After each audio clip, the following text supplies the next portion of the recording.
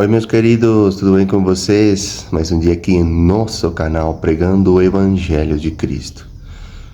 Hoje vamos dar continuidade à nossa série de estudos sobre a cronologia dos Evangelhos.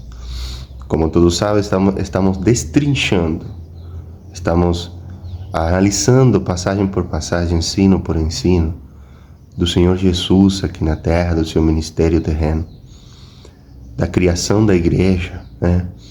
E estamos avançando. Estes estudos vão terminar lá na cruz, né? Depois na ressurreição, mas estamos trazendo a palavra de Deus e estamos analisando ela, deixando mais entendível para que você analise, para que pratique dia a dia a verdade.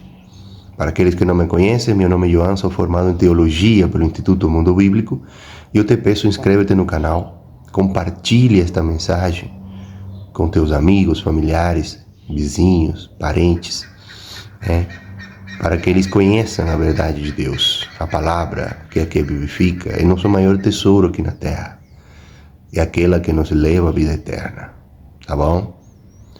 Então, hoje vamos estudar várias passagens assim curtas, porque é um ensino, é mensagem de Cristo e que nos vai trazer muita sabedoria em nossas vidas e nos vai ensinar quem é o maior no reino de Deus, no reino dos céus.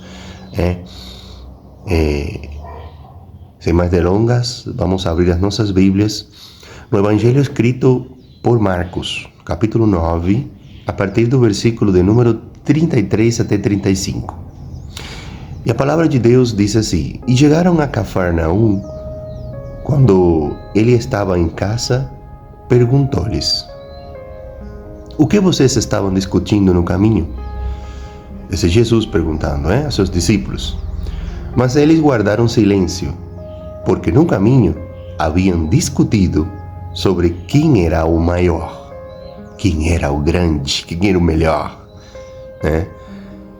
Assentando-se, Jesus chamou os 12 e disse: Se alguém quiser ser o primeiro, será o último e servo de todos.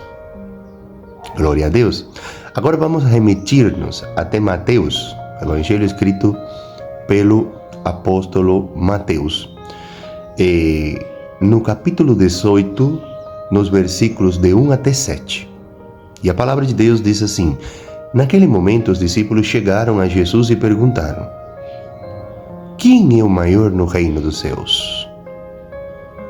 Chamando uma criança, colocou-a no meio deles e disse: Eu lhes asseguro que, a não ser que vocês se convertam e se tornem como crianças, jamais entrarão no reino dos céus. Olha, quem recebe uma destas crianças em meu nome está me recebendo. Mas se alguém fizer tropeçar um destes pequeninos que creem em mim, melhor lhe seria amarrar uma pedra de moinho no pescoço e se afogar nas profundezas do mar. Olha que sério, meus queridos. Ai do mundo por causa das coisas que fazem tropeçar. É inevitável que tais coisas aconteçam, mas ai daquele por meio de quem elas acontecem. O Senhor Jesus jogou pesado aqui, meus queridos. Então, este aqui é o último grande discurso de Jesus antes de ir para Jerusalém e ser crucificado.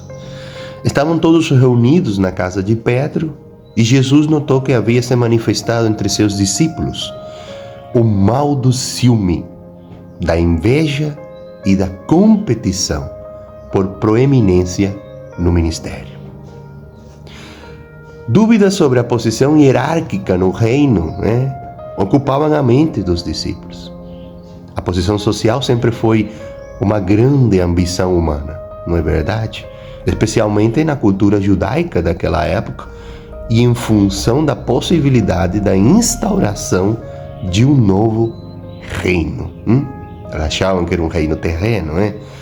Entretanto, Jesus esclarece que a honra e o poder no reino de Deus são conquistados por amor, humildade, generosidade e serviço ao próximo. Cristo usa a criança para ilustrar a grandiosidade. A honra vem da humildade. Temos que nos humilhar antes que Deus nos exalte. Olha o que está escrito no livro de 1 Pedro, no capítulo 5, nos versículos 5 e 6. Da mesma forma, jovens, sujeitem-se aos mais velhos. Sejam todos humildes uns para com os outros, porque Deus, olha aqui, porque Deus se opõe aos orgulhosos, mas concede graça aos humildes. Portanto, humilhem-se debaixo da poderosa mão de Deus, para que Ele os exalte no tempo devido. Glória a Deus, né, meus queridos? Embora as crianças não sejam sem pecado, nem perfeitas, elas têm as características que todos os cristãos devem ter em suas vidas.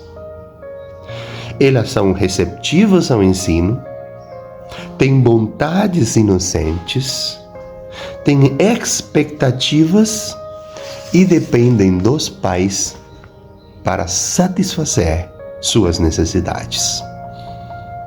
Claro que a única forma de tornarmos crianças é nascendo de novo. Ser como as crianças é admitir um novo começo e dispor-se humildemente a aprender a viver como cidadãos do reino. A grandeza no reino de Deus é proporcional ao serviço humilde, sincero e totalmente em louvor ao Senhor. É o próprio significado da cruz. Olha o que está escrito no livro de Filipenses, capítulo 2, nos versículos 7 e 8. Mas esvaziou-se a si mesmo, esse é Jesus, né? Mas esvaziou-se a si mesmo, vindo a ser servo, tornando-se semelhante aos homens. E, sendo encontrado em forma humana, humilhou-se a si mesmo e foi obediente até a morte e morte de cruz. Glória a Deus, obrigado, Jesus, por esse sacrifício, Pai. Por pequeninos, Jesus refere-se não apenas às crianças, né? Mas aos novos convertidos e aos cristãos em fase de amadurecimento espiritual. É trágico quando fazemos outro cristão tropeçar. Olha o que está escrito em Romanos, capítulo 14, versículo 13. Portanto, deixemos de julgar uns aos outros. Em vez disso, façamos o propósito de não colocar pedra de tropeço ou obstáculo no caminho do irmão. Glória a Deus, hein, meus queridos? Quantas vezes a gente faz isso, hein? Quantas vezes isso acontece no dia a dia? E Jesus não se agrada, né? Olha o que está escrito, 1 Coríntios, capítulo 8, versículo de número 13. Contudo, tenham cuidado para que o exercício da liberdade de vocês não se torne uma pedra de tropeço para os fracos. Os fracos são esses aí que eu mencionei. Os novos convertidos, os que estão em fase de amadurecimento, que não conhecem ainda direitinho a palavra e que podem vir a tropeçar por conta de velhos na fé com o coração entupido de maus ensinos e de coisas falsas. Tá bom? O verdadeiro e desinteressado amor, ele é provado por sua operação em favor daqueles que são considerados pela sociedade como os mais insignificantes. Esse amor será exaltado e premiado por Deus. O amor de Deus por seus filhos é tão grande que o suicídio seria a melhor solução para alguém que deliberadamente tentasse desviá-los do verdadeiro caminho. É grave, hein? Jesus falou, é melhor se colocar uma pedrinha no pescoço e se pular, porque as consequências que vão sofrer aqueles que estão levando meus pequeninos a cair é grande, pior ainda. Pedra de moinho era uma grande placa de pedra comumente girada por jumentos para moer grãos e cereais. A metáfora da pedra de moinho amarrada ao pescoço e ser lançado ao mar enfatiza a seriedade dessa ação. Aí agora vamos ir ao Evangelho escrito por Marcos, capítulo 9, entre os versículos 38 e 40. Olha o que está escrito. Mestre, disse João, vimos um homem expulsando demônios em teu nome e procuramos impedi-lo, porque ele não era um dos nossos. Não o impeça, disse Jesus. Ninguém que faça um milagre em meu nome pode falar mal de mim logo em seguida, pois quem não é contra nós está a nosso favor. Como alguém estranho ao grupo dos discípulos consegue expelir demônios em nome de Jesus? Não é a posição oficial que mede a grandeza de uma pessoa, mas sim a qualidade de seu propósito. Para os discípulos, preocupados naquele momento com a hierarquia e o fluxograma do ministério, não bastava que aquela pessoa estivesse realizando prodígios em nome do Senhor. Era fundamental que fosse membro do grupo e se comportasse segundo os estatutos, entre aspas, e a doutrina comum. Esse tem sido há séculos o erro de muitos cristãos. Jesus não diz que o homem era contra ele, mas adverte que se aquela pessoa não os estava prejudicando, certamente havia cooperado com eles de alguma forma, pois trabalhava pela mesma causa. Não pode haver neutralidade na guerra contra o mal. Todo homem que se opõe aos demônios e às suas influências, em nome de Jesus, deve ser bem recebido e não alvo de inveja ou oposição. Agora vamos ver o que está escrito no Evangelho de Marcos, capítulo 9, entre os versículos 43 e 48. Se a sua mão o fizer tropeçar, corte-a. É melhor entrar na vida mutilado do que, tendo as duas mãos, ir para o inferno, onde o fogo nunca se apaga, onde o seu verme não morre e o fogo não se apaga. E se o seu pé o fizer tropeçar, corte-o. É melhor entrar na vida aleijado do que, tendo os dois pés, ser lançado no inferno, onde o seu verme não morre e o fogo não se apaga. E se o seu olho o fizer tropeçar, arranque-o. É melhor entrar no reino de Deus com um só olho do que, tendo os dois olhos, ser lançado no inferno, onde o seu verme não morre e o fogo não se apaga. Glória a Deus, meus queridos. Jesus está pegando pesado aqui, hein? Jesus usa uma hipérbole. O que é uma hipérbole? Uma hipérbole é uma figura de linguagem que transmite um ensino por meio de exagero das afirmações ou comparações. Ele usa uma hipérbole para ressaltar a necessidade de uma ação drástica. Muitas vezes o pecado ou um mau hábito só poderá ser vencido por uma cirurgia espiritual radical. Jesus cita a última palavra de advertência proferida por Isaías em relação ao perigo da condenação eterna daqueles que teimam em viver rebeldes ao Espírito de Deus. Olha o que está escrito no livro de Isaías, capítulo 66, versículo 24.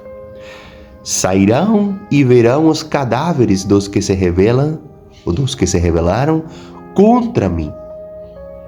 O seu verme não morrerá, e o seu fogo não se apagará, e causarão repugnância a toda a humanidade. Essas são palavras do profeta Isaías, vindo de Deus, né? É Deus que está falando por meio do profeta. Cristo não fala de forma literal quando manda que cortemos os membros do corpo que nos fizeram pecar. Pois o pecado vem do coração, não das mãos, dos olhos ou dos pés.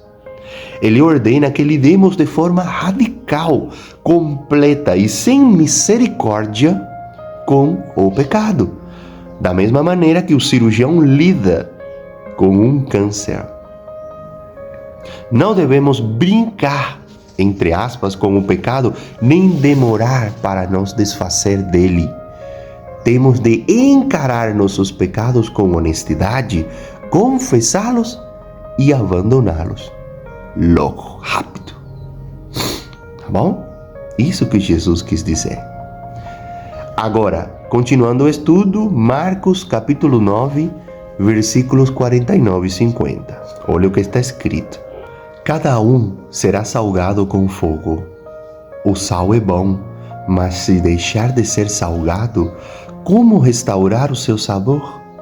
Tenham sal em vocês mesmos e vivam em paz um com os outros. Glória a Deus, meus queridos. No Antigo Testamento, era exigido que se colocasse sal sobre o sacrifício. Olha o que está escrito em Levíticos, capítulo 2, versículo 13. Tempere com sal todas as suas ofertas de cereal. Não exclua de suas ofertas de cereal o sal da aliança do seu Deus. Acrescente sal a todas as suas ofertas. Glória a Deus, meus queridos? Todo cristão deve ser um sacrifício para Deus. Olha o que está escrito em Romanos 12, capítulo 12, versículo 1. Portanto, irmãos, rogo-lhes pelas misericórdias de Deus que se ofereçam em sacrifício vivo, santo e agradável a Deus. Este é o culto racional de vocês. Na vida cristã, o sal é representado por provas, purificação pelo fogo da justiça divina, perseguições do inimigo e deste mundo também. O sal é vital para temperar, dar sabor e conservar os alimentos. Ele se compara, portanto, à firme convicção do cristão que vive corajosa e intensamente o Evangelho de Jesus. Glória a Deus, meus queridos. Então, queridos, aqui Jesus está dando uma explicação maravilhosa, poderosa, de quem é o maior no reino de Deus. Diferente a quem é o maior no mundo hoje, que é aquele mais poderoso, ostentador, aquele que tem mais recursos, aquele que tem mais posses. O maior no reino de Deus é o último, é aquele que serve, é aquele que se humilha, é aquele que trata com amor, que serve ao próximo, que cuida. É aquele que não se baseia em suas poses, mas que dá tudo o que tem, espiritualmente falando, para entregar o melhor para os outros. Então, vamos deixar o orgulho de lado. Todos sabemos que foi o principal pecado que levou a Satanás a cair do céu. E que o orgulho sempre teve em nossos corações. Somos seres pecadores. E a gente se orgulha. A gente sempre quer ter reconhecimento em qualquer área que a gente pratique, na nossa família, Nós somos muito orgulhosos, como seres humanos somos orgulhosos, não gostamos de ser questionados, não gostamos de ser repreendidos. Às vezes pensamos, olha aí esse me falando o que eu tenho que fazer, quando ele está pior que eu, olha aí, né? Mas é o que Jesus hoje te está falando. Você quer ser grande no reino de Deus, então você tem que ser como uma criança. A criança não é orgulhosa. A criança é receptiva ao ensino. A criança depende dos pais, como nós devemos depender de Deus para ter socorridas todas as nossas necessidades. As crianças são maleáveis, são moldáveis. Você pode ensinar uma criança a ser do jeito que você quiser. Então Jesus fala assim, olha, você quer entrar no reino de Deus? Seja como uma criança. Mas como ser novamente como uma criança, se já sou adulto, já passei por essa etapa? Bom, você tem que nascer de novo. Nascer da água e nascer do Espírito. Nascer da palavra de Deus, nascer do Espírito Santo de Deus. Porque a partir de agora você vai ser como uma criança que está andando para se santificar. E deixar para trás todo o pecado, toda a maldade. E quando Jesus fala, olha, corta teu braço se te faz pecar, corta teu olho se te faz pecar, é melhor entrar na vida eterna sem eles, que cair com eles no inferno, no fogo que nunca se apaga. Está querendo dizer que você tem que ser radical com o pecado. Gente, se você está assistindo pornografia todos os dias, já desliga esse computador e apaga esses sites.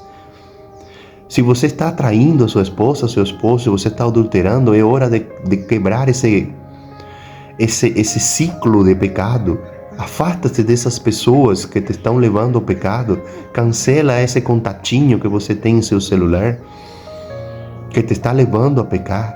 Bloqueia essa moça ou esse moço que está te levando a pecar nas redes sociais. Seja radical e entre no caminho de santidade. Porque o destino daqueles que são rebeldes ao Senhor é o fogo eterno, onde a verme nunca morre, onde a dor e o sofrimento é para todos sempre. Tá bom? E seja salgado e purificado com sal. Você tem que dar sabor ao mundo, você não pode ser insípido.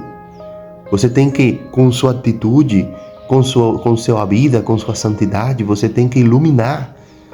Você tem que ser sal da terra e luz do mundo, como Jesus falou. Então, meus queridos, vamos refletir como cristãos, como homens e mulheres de Deus, e vamos hoje a entrar na verdadeira santidade. Vamos refletir o que estamos fazendo de errado, quais são nossos maus hábitos, né? E vamos entrar no caminho que Deus quer, no caminho de santidade, para posteriormente ser glorificados, porque é o desejo do Senhor, tá bom? E não vamos fazer tropeçar a nossos irmãos, vamos cuidar deles, vamos cuidar da caminhada deles, vamos ensinar. Não estou falando que a gente sabe mais que os outros, não, mas vamos transmitir as nossas experiências, vamos a cuidar dos nossos irmãos, para que eles não caiam, principalmente aqueles que estão entrando novo na fé, tá bom? Então, gostaram do estudo, meus queridos? Vocês não sabem o levante do inimigo neste estudo, hein? Mas Deus sabe todas as coisas e vai nos recompensar em nome de Jesus.